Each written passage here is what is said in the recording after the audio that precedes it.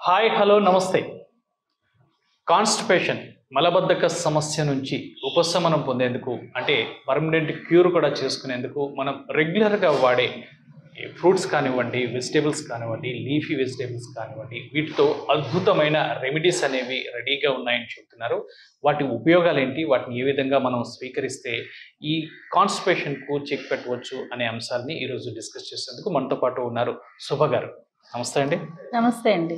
Madam, మనం న్యాచురల్గా మనం రెగ్యులర్గా తీసుకునే ఫుడ్నే కాన్స్టిపేషన్కి ఆల్టర్నేటివ్గా మనం చెప్పుకోవచ్చు అని మీరు చెప్తున్నారు.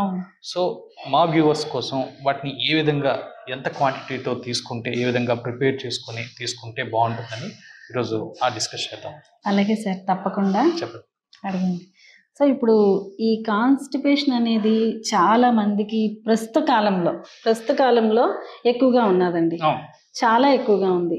చిన్నపిల్లల్లో ఉంది, పెద్దవాళ్ళలో ఉంది, చాలా ఎక్కువగా ఉంది. ఎందుకంటే మళ్ళీ మనం చెప్తున్నాము, తీసుకునే ఆహారపు అలవాట్లు మనకి సరిగా లేకపోవడం, సరైన నీరు సమృద్ధిగా బాడీలో తీసుకోలేకపోవడం, సరైన వ్యాయామం లేకపోవడం. సో ఇవన్నీ కూడా మనకి కారణాలు. సో అయితే ఈ మలబద్ధకం అనేది ఏంటి? రెగ్యులర్గా నార్మల్గా మనం ఏం జరుగుతుంది, రోజుకు ఒకసారి 2 సార్లు ఖచ్చితంగా మనం క్లీన్ చేస్తుంది కదా. అలా కాకుండా కొంతమందిలో ఏమవుతుందంటే 2 రోజులకు ఒకసారి, 5 రోజులకు ఒకసారి, 3 రోజులకు ఒకసారి రావడం జరుగుతుంది. సో అలా జరిగేటప్పుడు మనకి మన శరీరంలో ఏదైనా ప్రాబ్లం ఉందా అనేది మనం పరీక్షించుకోవాలి. ఎందుకంటే ఏ రోజు మలం అనేది బయటికి వెళ్ళడం అనేది ఖచ్చితంగా చేయాలి. ఇంటెస్టైన్ అనేది ఖచ్చితంగా క్లీన్ చేసుకోవాలి. అది క్లీన్ చేసుకోవడం వల్ల ఎన్నో రోగాలు మనకు దరి చేరకుండా కూడా ఉంటుంది. ఎందుకది అది డస్ట్ లాంటిదే కదా, మన బాడీలో ఉపయోగం ఉండదు. సో తర్వాత మనం మోషన్ వెళ్ళే సిట్టింగ్ పోచర్ని కూడా మనం చూసుకోవాలి. సిట్టింగ్ పోచర్ కూడా ఒక మెయిన్ పాయింట్గా కూడా ఉంటుంది. మనం ఒక కారణం అంటే వెళ్తాము, రాలేదని వచ్చేస్తుంటారు. కూర్చునే విధానం కూడా అది మీకు సహకరిస్తుంది. సో ఇంకా వేళ్ళకి లేవడం, సమయం అంటే ఎర్లీగా లేవడం, ఎర్లీగా తినడం, ఎర్లీగా నిద్రపోవడం, సో మెంటల్ స్ట్రెస్ అట్లాంటివి లేకోకుండా ఉండడం. సో ఇంకోటి ఏంటంటే ఈ మలబద్ధకం ఉండడం ద్వారా ఏం జరుగుతుంది, 2-3 రోజులు వెళ్ళలేదు, మనకు కావాల్సిన నీరు శరీరంలో లేనప్పుడు ఏమవుతుందో తెలుసా అండి? ఇది చాలా ముఖ్యంగా తెలుసుకోండి. అందులో ఉన్న లిక్విడ్స్ ఏదైతే ఉన్న ఫ్లూయిడ్స్ మళ్ళీ మన శరీరానికి వాటర్ అందకపోవడం వల్ల మళ్ళీ మన శరీరం ఏం చేస్తుంది, ఆ మలంలో ఉన్న వాటర్ని మళ్ళీ శరీర భాగాలు తీసుకుంటుంది. యూరిన్లో ఉండిపోయిన వాటర్ని మళ్ళీ శరీరం తీసుకొని మళ్ళీ మన శరీర భాగాలకు అందిస్తుంది. దీని కారణంగా మనకి ఏం జరుగుతుంది, తలనొప్పి, వాంతి, వికారము, నీరసించిపోవడము, మొహం పాలిపోయినట్టు అయిపోవడం, మోషన్ సరిగా సమయానికి వెళ్ళకపోవడం వల్ల, తర్వాత కడుపు నొప్పి, కడుపు ఉబ్బంగా ఉండడం, ఇట్లాంటి సమస్యలన్నీ కూడా మనకి వస్తాయి. సో ఇది అన్నది ప్రమాదకరమే కదా. సో అందుకే అంటారు అన్ని రోగాలకి కారణము ఇదే మెయిన్ అని చెప్పేసి చెప్తూ ఉంటారు. సో మన కడుపు అనేది ఎప్పుడైతే క్లీన్గా ఉంటుందో మనం చాలా హెల్తీగా ఉంటాం. అవును. ఓకే. సో ఇప్పుడు ఆ సమస్య నుంచి మనం బయటపడేందుకు ఎటువంటి రెమెడీస్ అనేవి ఉన్నాయి, ఎటువంటి ఇవి ఫాలో అవ్వాల్సినవి ఉన్నాయంటారు? ఉన్నాయి సార్, మనకి చాలా ఉన్నాయి. మన చుట్టూనే, మన ఇంట్లోనే, మనం ఎక్కడ పెడితే అక్కడే మనకు అందుబాటులో ఉన్నాయి. కానీ మనం వాటిని వినియోగించుకోవటం లేదు.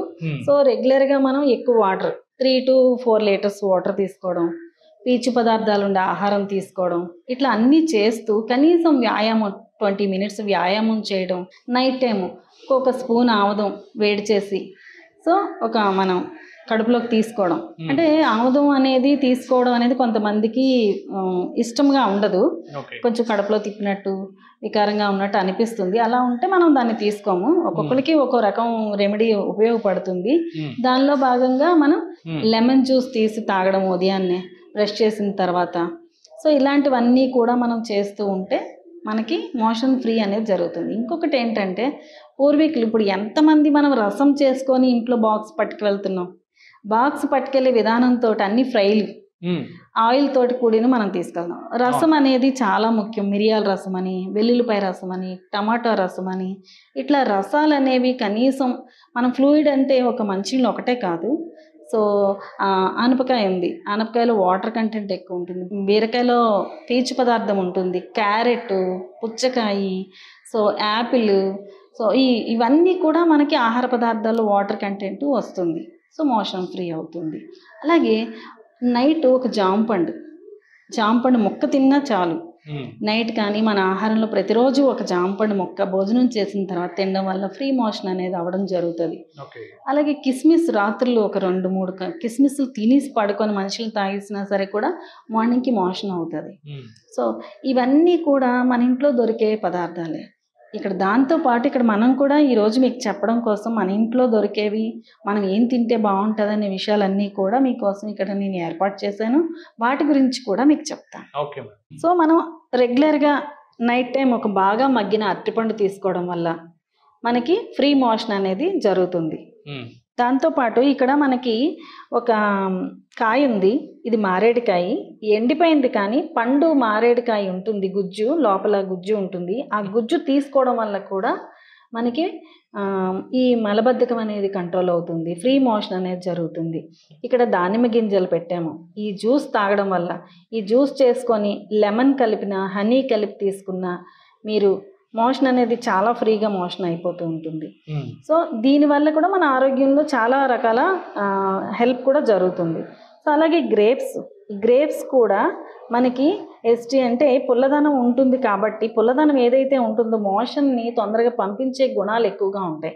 అందుకే ఇక్కడ మనం చాలా వరకు పులుపుగా ఉన్న పదార్థాలనే ఎక్కువ ఇక్కడ చూపించడం జరుగుతుంది. మీరు గమనించారో లేదో.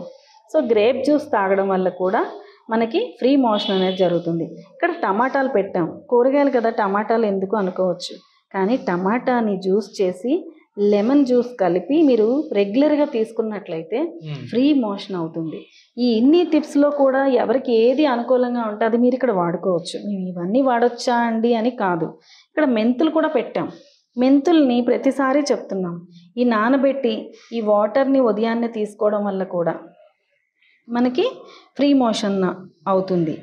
అదేవిధంగా ఇక్కడ హనీ పెట్టాము. ఈ హనీ అనేది పసుపులో కలుపుకొని తాగడం వల్ల కూడా, పసుపు మరిగించి వాటర్లో మరిగించి హనీ వేసుకొని తాగడం వల్ల కూడా ఫ్రీ మోషన్ అవుతుంది. అదేవిధంగా ఇక్కడ క్యారెట్, బీట్రూట్ ఈ 2 జ్యూస్ చేసుకొని, కనీసం జ్యూస్ కాకపోయినా ఈ టమాటా, క్యారెట్, బీట్రూట్, పెప్పర్, వామ్ కనీసం దాని మీద జల్లుకొని మీరు లెమన్ పిండి రోజు ముక్కలుగా తిన్నా కూడా ఫ్రీ మోషన్ అవుతుంది. ఎందుకంటే వీటన్నింటినీ కూడా ముందు మనం మాట్లాడుకునే దాంట్లో పీచు పదార్థాలు ఉండాలి, వాటర్ ఉండాలి, మనం ఇవన్నీ మాట్లాడుకున్నాం. సో వాటన్నింటినీ కూడా ఫ్రీ మోషన్ అవ్వడానికి ఇది సహాయపడతాయి ఇవన్నీ కూడా. దీంతో పాటు మనం ఇవన్నీ ఏంటండి, ఇవన్నీ చేసుకోలేకపోతున్నాము, ఇంకేదైనా ఉందా అని మనం అనుకోవాలనుకుంటే కషాయం అనేది ప్రతిరోజు ఉదయం సాయంత్రం మనం తీసుకుంటే రెగ్యులర్గా మోషన్కి ప్రేరణ చేసి మనకి ఫ్రీగా మన ఇంటెస్టైన్ అంతా క్లీన్ అవ్వడానికి సహాయపడుతుంది. సో వీటితో క్లియర్ అవ్వలేదు ప్రాబ్లం అనుకుంటే అప్పుడు కషాయం కూడా వెళ్ళొచ్చు. కషాయం కూడా అని కాదు, కషాయాన్ని రోజు తీసుకోవడం వల్ల కూడా చాలా ఉపయోగాలు ఉన్నాయి. సో అందుకని ముందు మనకి ఈ కడుపు అనేది క్లీన్ అవ్వాలి. క్లీన్ అయితేనే మనం ఏ మెంటల్ స్ట్రెస్ లేకుండా, సరే నిద్ర కూడా పట్టదు సార్. ఇది మనం ఈ కడుపులో ఈ భారంగా ఉన్నప్పుడు నిద్ర పట్టదు, ఎక్కువ ఆలోచన అన్ని సమస్యలకు కారణంగా ఉంటుంది. సో మనము వీటన్నింటినీ కూడా ఎవరికి ఏది వీలుగా అందుబాటులో ఉన్నాయి అంటే దాన్ని మీరు వాడుకోవచ్చు. లేకపోతే ఇది బాగుంది నా శరీరానికి అంటే అదే వాడుకోవచ్చు. ఇప్పుడు మనము ఈ కాన్స్టిపేషన్కి ఒక కషాయం అనేది ఎలా ప్రిపేర్ చేసుకోవాలో చూద్దామండి. చెప్తున్నాను, అబ్జర్వ్ చేయండి. సో ఇక్కడ మనము కొత్తిమీర పెట్టాము, పుదీనా పెట్టాము, పసుపు, తర్వాత మిరియాలు, వాము. సో వీటన్నింటితోటి మనం కషాయం ఎలా తయారు చేసుకోవాలి. ఒక గ్లాస్ వాటర్ తీసుకోండి, ఫుల్ గ్లాసు, ఏదైతే మనం భోజనం దగ్గర పెట్టుకుంటామో ఫుల్ గ్లాసు, ఆ గ్లాస్ వాటర్ బౌల్లో వేయండి. సో వేసి ఒక 5 రెబ్బలు ఇలాగా మనం తీసుకుంటే వీటిని ఇంత సరిపోతుంది. ఈ మోతాదు మనము ఆ కషాయం ఆ గ్లాస్ వాటర్లో మనం వేసుకోవాలి. అలాగే మిరియాలు కూడా, ఇది కొంచెము కారంగా ఉంటుంది, అయినప్పటికీ కూడా మనము దీన్ని కొంచెం ఎక్కువ క్వాంటిటీనే తీసుకుంటే బాగుంటుంది. దాంతోపాటు వాము ఇది మన అందరికీ తెలిసిందే, వాము వాటరు ఉదయాన్నే తాగితే మంచిదని చెప్పి వామరిక్ అని అమ్ముతారు. అది కూడా తీసుకుంటూ ఉంటాము. కాబట్టి ఈ కషాయంలో మనం వామును కూడా యాడ్ చేస్తున్నాము. సో అంత క్వాంటిటీ సరిపోతుంది.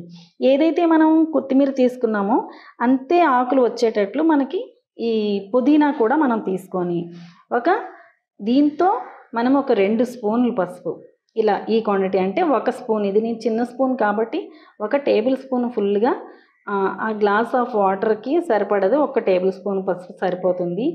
సో వీటన్నింటినీ మరిగించండి. హాఫ్ గ్లాస్ అవ్వాలి. మనం ఫుల్ గ్లాస్ వాటర్ వేసాము, హాఫ్ గ్లాస్ వాటర్ అయిన తర్వాత దానికి మనము హనీ కానీ లెమన్ కానీ యాడ్ చేసుకొని ఉదయము సాయంత్రము, ఉదయం బ్రష్ చేయగానే తీసుకోవాలి సార్.